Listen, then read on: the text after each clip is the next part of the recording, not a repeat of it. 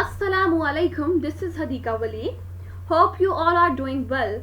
In this channel, I will upload all the videos related to education. As much as I have knowledge, I will try my best to share it with you.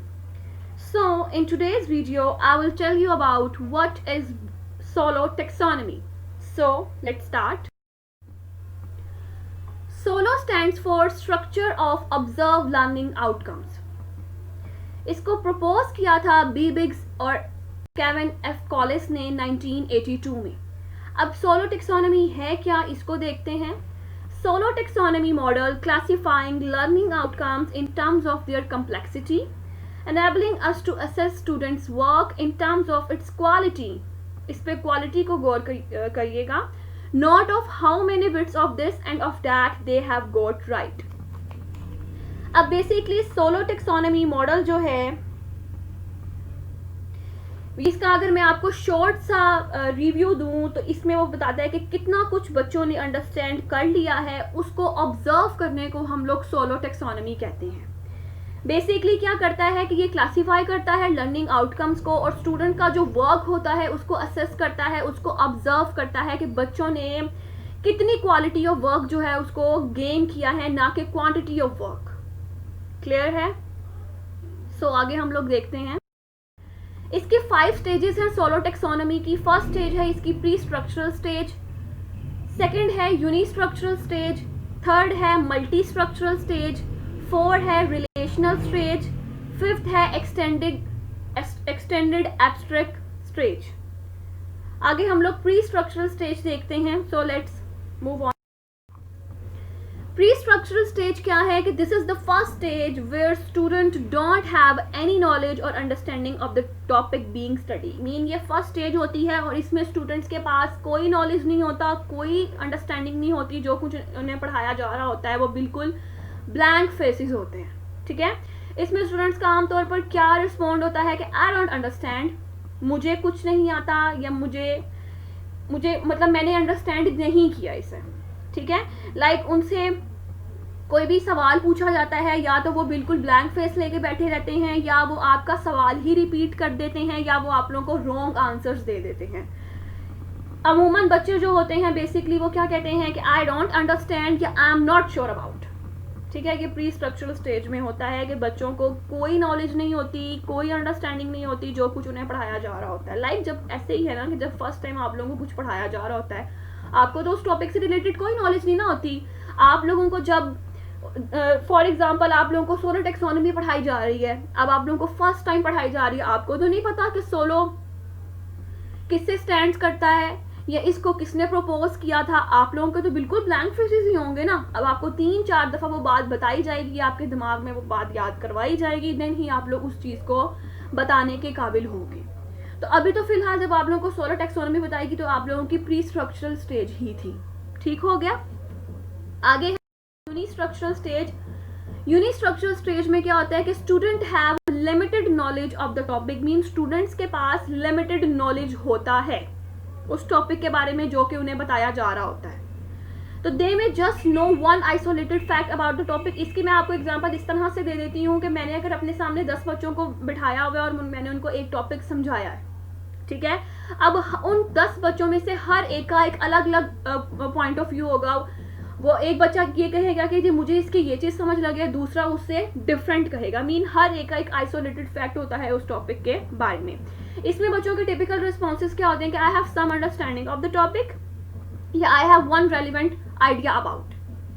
ठीक हो गया. और इसकी example जो है यूनिस्ट्रक्चरल की, उसमें बच्चों से कुछ पूछा जाए तो वो शॉर्ट आंसर में 1 या 2 वर्ड में उसका जवाब दे देते हैं. ठीक हो गया. सो आगे हम देखते. आगे है जी multi structural stage. Multi structural stage में क्या होता है कि the student know a few facts about this topic. Students को कुछ फैक्ट्स पता चल जाते हैं उस टॉपिक के बारे में. ठीक है, और वो उनको इस काबिल हो जाता है कि वो उनको लिंक कर सके इकट्ठा. ठीक है, और इसमें टिपिकल रिस्पॉन्सेज क्या होते हैं कि I know a few things about this topic, mean मुझे इस टॉपिक के बारे में कुछ बातें पता हैं, कुछ चीज़ें पता हैं, या I have gathered some information about this topic, या मैंने इस टॉपिक से रिलेटेड कुछ इंफॉर्मेशन गैदर की है जो कि मैं आपको बताना चाहूँगा या चाहूँगी. क्लियर हो गया. आगे है रिलेशनल स्टेज. अब रिलेशन से आप लोगों को मतलब ही पता चल जाना चाहिए, ताल्लुक, लिंक। तो हम इसको पढ़ते हैं, इसमें है क्या, we are starting to move towards higher level thinking. Like अब हम लोगों ने जी, हमें टॉपिक के बारे में अंडरस्टैंडिंग भी हो गई, हमने उससे रिलेटेड कुछ फ्यू फैक्ट्स भी इकट्ठे कर लिए। अब हमने उसमें कुछ ऊंचा सोचना है, कुछ हमने हायर लेवल थिंकिंग करना है। तो students are able to link together and explain several ideas around are related topic. Mean के स्टूडेंट्स जो होते हैं वो इस काबिल हो जाते हैं कि वो टॉपिक को आपस में लिंक कर सकें और एक्सप्लेन कर सकें उसी टॉपिक से related several ideas, mean different ideas. ठीक है, और इसमें बच्चों के क्या रिस्पॉन्सेज होते हैं, टिपिकल रिस्पॉन्सेज, कि I can see the connection between the information. अब बच्चा ये चीज़ कहने लग जाता है कि जो टॉपिक आपने मुझे बताया है, मैं इसमें आप लोगों को कनेक्शन बता सकता हूँ, मैं आपको इन्फॉर्मेशन दे सकता हूँ, मीन मैं गैदर कर सकता हूँ कुछ इन्फॉर्मेशन, या मैं जो आपने इन्फॉर्मेशन मुझे दी है मैं उसकी एक बिग पिक्चर क्रिएट कर सकता हूँ, मैं उसका फ्लो चार्ट बना सकता हूँ, मैं आप लोगों को एक्सप्लेन कर सकता हूँ। बच्चा इस चीज़ के काबिल हो जाता है। ठीक है, मीन के वो सेवरल आइडियाज को आपस में इकट्ठा करने के, रिलेट करने के काबिल हो जाता है रिलेशनल स्टेज पे। आगे है एक्सटेंडेड एब्स्ट्रैक्ट स्टेज। ये बेसिकली 5th स्टेज होती है और ये बिल्कुल कम्प्लेक्स लेवल स्टेज होती है, जिसमें स्टूडेंट्स ना सिर्फ लिंक करने के काबिल होता है, बल्कि उस जो कि उन्होंने जो चीज लिंक की होती है उसमें से आइडिया, बिगर आइडियाज और कंसेप्ट्स को भी क्रिएट आउट करने के, डेवलप करने के काबिल हो जाता है। इसमें मीन मैं आपको बता देती हूँ कि not only students able to link lots of related things together, but they link these other bigger ideas. इनका मतलब कि वो ना सिर्फ टॉपिक को आपस में लिंक करने के काबिल हो जाते हैं, बल्कि वो आपस में बिगर कंसेप्ट्स को, इंफॉर्मेशन को आपस में रिलेट कर सकते हैं। ठीक है, मीन उस जो कि हम लोगों ने रिलेशन में पढ़ा होता है ना कि I can create a big picture, तो इसमें उस वो बिग पिक्चर में से आइडियाज और कंसेप्ट्स डेवलप करने के भी काबिल हो जाते हैं एक्सटेंडेड एब्स्ट्रैक्ट में।